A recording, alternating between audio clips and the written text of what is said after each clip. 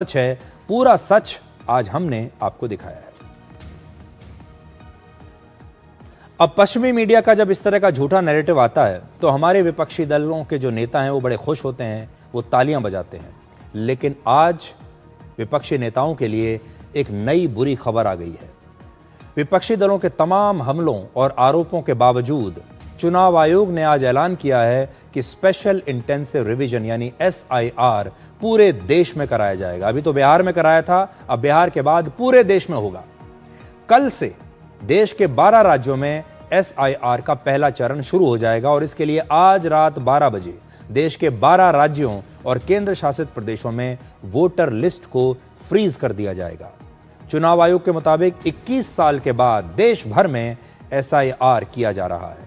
इन 12 राज्यों में अंडमान निकोबार, छत्तीसगढ़, गोवा, गुजरात, केरल, लक्षद्वीप, मध्य प्रदेश, पुडुचेरी, राजस्थान, तमिलनाडु, उत्तर प्रदेश और पश्चिम बंगाल शामिल है।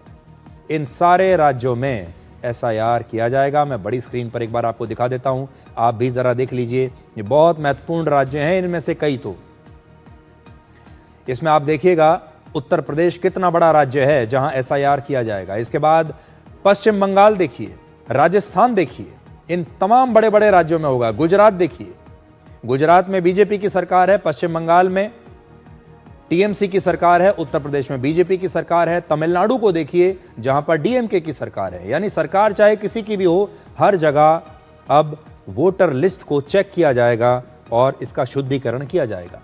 चुनाव आयोग SIR के जरिए वोटर लिस्ट में जितनी भी मिलावटें हैं उन्हें दूर करेगा और अवैध वोटर्स को इस लिस्ट से हटा दिया जाएगा, जैसा कि अभी बिहार में हुआ। वहां पर SIR के बाद कुल वोटर्स की संख्या से 47 लाख वोटर कम हो गए हैं। तो सोचिए, 47 लाख वोटर वहां पर एक्स्ट्रा थे जिन्हें वहां नहीं होना चाहिए था, और 47 लाख वोट वहां पर कम किए गए हैं। अगर एक राज्य में 47 लाख वोटों का हेर फेर है तो सोचिए पूरे देश में कितना होगा। चुनाव आयोग ने 3 बड़ी बातें कही हैं। पहला, जिन 12 राज्यों में SIR की प्रक्रिया शुरू हो रही है उनमें लगभग 51 करोड़ वोटर्स हैं। SIR को पूरा करने के लिए लगभग 5,33,000 बूथ लेवल ऑफिसर, जिसको हम BLO कहते हैं, और 7 लाख से ज्यादा बूथ लेवल एजेंट्स राजनीतिक दलों की तरफ से लगाए जाएंगे। इसका मकसद है कि कोई भी अवैध वोटर लिस्ट में शामिल ना हो। दूसरा, जिन राज्यों में यह होगा उनमें से पश्चिम बंगाल, केरल, तमिलनाडु और पुडुचेरी में वर्ष 2026 में यानी अगले साल ही विधानसभा चुनाव होने वाले हैं। फिर 2027 में गोवा, गुजरात और उत्तर प्रदेश में होंगे। 2028 में मध्य प्रदेश, राजस्थान, छत्तीसगढ़ और अंडमान निकोबार में चुनाव होंगे। तो जहां जहां अगले 2 साल में चुनाव होने वाले हैं उन राज्यों में पहले किया जा रहा है। तीसरा, असम में अभी SIR नहीं कराया जाएगा क्योंकि चुनाव आयोग ने कहा है कि असम में नागरिकता के नियम देश के अन्य राज्यों से अलग है, इसलिए वहां SIR अलग तरीके से कराना पड़ेगा।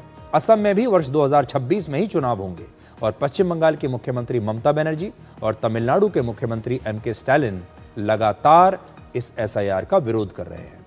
चुनाव आयोग के फैसले के बाद कांग्रेस ने भी इस पर सवाल उठाया है। उसने कहा है कि SIR की पूरी प्रक्रिया सिर्फ वोटर लिस्ट से वोटर्स का नाम काटने के लिए है, जबकि बीजेपी का कहना है कि SIR सिर्फ वोटर लिस्ट के शुद्धिकरण के लिए किया गया है। SIR के समय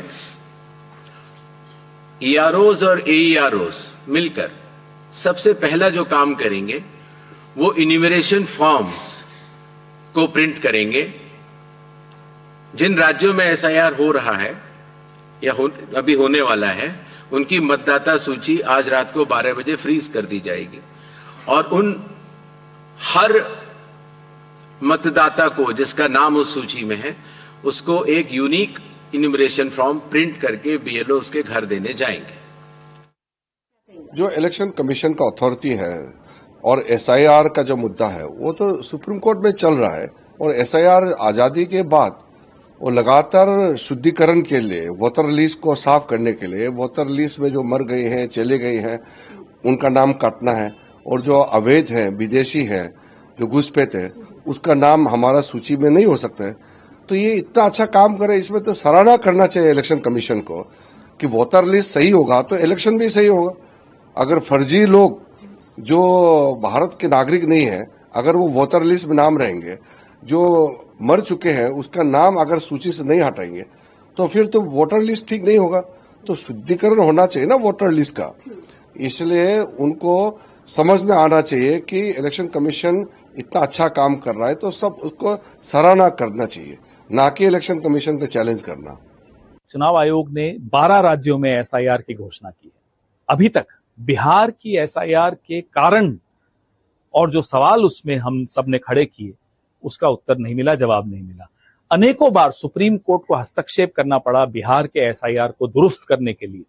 नहीं तो चुनाव आयोग की नीयत और मंशा और भारतीय जनता पार्टी जिसने चुनाव आयोग को कठपुतली बनाया हुआ, उनकी नीयत और मंशा बिहार के एसआईआर से बड़ी स्पष्ट हो गई है। थोड़ी देर पहले मैं आपको बता रहा था कि जो विदेशी ताकतें होती हैं वो कैसे किसी देश को अस्थिर बनाने की कोशिश करती हैं। वो पहले उस देश को स्टडी करती हैं, देखती हैं कि इस देश का जो स्ट्रॉन्ग पॉइंट है वो क्या क्या है। जैसे मान लीजिए अगर भारत को लेकर एक केस स्टडी तैयार की जाए तो भारत के जो मजबूत पक्ष हैं वो क्या हैं। सबसे मजबूत पक्ष तो ये है कि भारत दुनिया का सबसे बड़ा लोकतंत्र है, हम दुनिया में सबसे बड़ा चुनाव कराते हैं। चुनाव आयोग जो हमारा है वो दुनिया की सबसे बड़ी संस्था है जो इतना बड़ा चुनाव कराती है। और आपने देखा होगा अमेरिका जैसे देशों में भी चुनाव के नतीजों को लेकर दंगे हो जाते हैं। आपने देखा होगा जब डोनाल्ड ट्रंप पिछली बार हारे थे तो अमेरिका जैसे देश में भी क्या हुआ था। दूसरे देशों में, बड़े बड़े देशों में विद्रोह की स्थिति आ जाती है, तख्ता पलट की स्थिति आ जाती है। बड़े बड़े जो नेता हैं वो चुनाव में जो जनादेश आता है उसे मानने से इनकार कर देते हैं, लेकिन हमारे देश में ऐसा कभी नहीं हुआ। इसीलिए भारत को सबसे मजबूत लोकतंत्र माना जाता है। और इसीलिए जो पश्चिमी देश हैं या जो ताकतें हैं जो अस्थिर करना चाहती हैं वो सबसे पहले हमारे लोकतंत्र को निशाना बनाती है। दूसरा, हमारी अर्थव्यवस्था बहुत तेजी से बढ़ रही है। इसीलिए आपने देखा होगा हाल के दिनों में अर्थव्यवस्था को लेकर, कभी सेबी को लेकर, कभी एलआईसी को लेकर, कभी अडानी को लेकर लगातार आरोप लगाए जाते हैं। और ये एक टूल किट है जो बात बात पर समस्याएं पैदा करता है। अगर हम रफाल खरीदते हैं तो कहा जाता है कि रफाल की डील में भ्रष्टाचार हुआ है। अगर नए कृषि कानून लाते हैं तो उन्हें रुकवाने की कोशिश की जाती है। नया नागरिकता कानून आ जाता है तब रुकवाने की कोशिश की जाती है। अगर हम घुसपैठियों को अपने देश से बाहर निकालने की कोशिश करते हैं तब ये कहा जाता है कि इसे हम होने नहीं देंगे। तो आपने इसे देखा होगा। लेकिन इसमें जो सबसे खतरनाक बात है वो ये है कि एक नया माहौल पैदा करने की कोशिश की जा रही है कि हमारे देश में चुनाव में धांधली होती है। हमारे देश की जो वोटर लिस्ट है वो सही नहीं है। हमारे देश में वोटों की चोरी हो रही है। इससे होगा क्या कि हमारे देश के अपने ही लोगों का और दुनिया भर का विश्वास भारत के लोकतंत्र से और चुनाव व्यवस्था से कम होने लगेगा। यह कहा जाता है कि कुछ जगह चुनावों में धांधली हुई है। अब आप सोचिए हमारे देश में जहां जहां भी चुनाव हुए हैं आजादी से लेकर आज तक, और जब जब कोई नेता उस चुनाव में हारा है, हर हारने वाले प्रत्याशी को यही लगता है कि उसके साथ धोखा हुआ है। हर हारने वाली पार्टी को यह लगता है कि रैली में तो हमारी ज्यादा लोग आ रहे थे, माहौल तो हमारा था, फिर हम हार कैसे सकते हैं, जरूर इसमें चीटिंग हुई है। अगर एक जगह इलेक्शन कमीशन चुनाव के लिए जांच बैठा दे तो फिर दूसरी जगह से भी शिकायत आएगी, तीसरी जगह से भी शिकायत आएगी, और यकीन मानिए आपको अपनी सारी 542 सीटों पर जांच करानी पड़ेगी। ना सिर्फ 2024 के चुनाव की, 1950 से कहानी शुरू होगी। और फिर आप कितनी जांच कराएंगे, और एक एक सीट पर जब आप जांच कराने बैठेंगे तो उसके बाद पूरी दुनिया ये कहेगी कि हमारे लोकतंत्र में तो शुरुआत से ही मिलावट है, भारत तो लोकतंत्र है ही नहीं। और फिर विदेशी ताकतें आएंगी, जैसे वो अफगानिस्तान में जाती हैं, जैसे वो सीरिया में जाती हैं, जैसे वो बांग्लादेश में जाती हैं या दूसरे देशों में प्रवेश कर जाती हैं और फिर सत्ता को अपने हाथ में ले लेती हैं। अब आप इस पूरे मामले को समझिए। अभी मैंने बांग्लादेश का नाम लिया। देखिए बांग्लादेश में विद्रोह हुआ, वहां का जो युवा वर्ग था, वहां के जो छात्र थे, उन्होंने सत्ता को पलट दिया। और सत्ता पलटने के बाद